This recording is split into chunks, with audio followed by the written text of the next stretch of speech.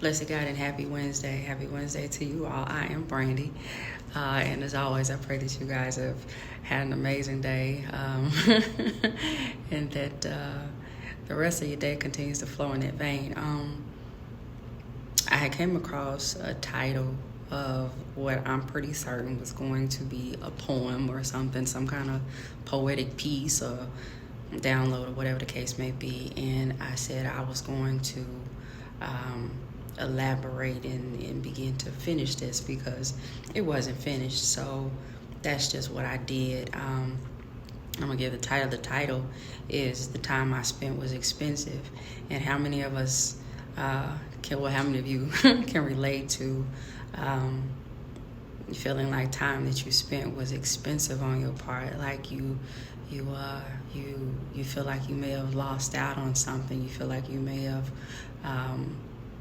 been in a situation that kept you from, advancing somewhere else, or that, you spent time in a space or in a place and that it just did not yield for you what you thought it may have yielded. Well, we know that the Father that we serve is the Redeemer of time. He's the Redeemer of all things, and He redeems us with time. And so what we felt like we lost, we really are gaining back, and we're gaining back with interest. Hello, somebody. And so what the enemy wants us to do is to get in a heart posture of bitterness. What the enemy wants us to do is to stay stuck and stagnant on the thoughts of the past and the things that we felt like we may have lost out on, and the things that we felt like we may have done wrong, or whatever the case may be, so that we are not present, and so that we are not cognizant of the very thing that is going on right now, or the very things that are going on right now. And I believe truly what is going on right now is that God is manifesting the promises that He has been speaking about, and He's doing it in He's doing it in such a way that looks so ridiculous to some people.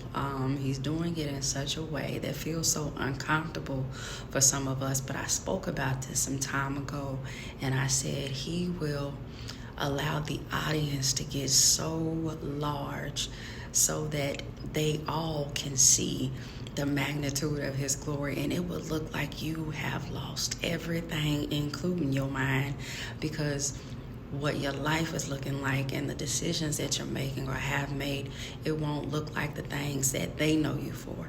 It won't look like it's making common sense, like it's foolish. It's foolish to them. And so we know that God uses the foolish things to confound the wise, right?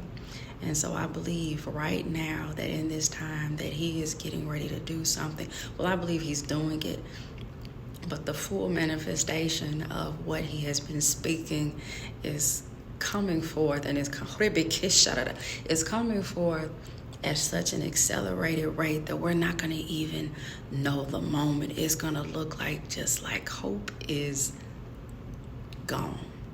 And how many of us have been in some spaces currently that it looks like, what in the Sam Hill is really going on? That's that old school talk. I used to thought they were saying Sam Hill, but they were saying Sam Hill. But He is about to show the magnitude of His glory. God is ready to show out for His children. And so He's pulled some of us, snatched some of us back in, and pulled us closer to Him, and pulled us away from some things that we have gotten a little bit too comfortable in. And we know that the enemy comes to steal, kill, and destroy. But God's purpose is that we have a rich and satisfying life. And so when He sees us still in a place, engaging in some things that we ain't got no business engaging in, He pulls us back. It may make us uncomfortable for a little bit of time, just to let us know that this is the space that we need to be in to seek Him and seek Him only.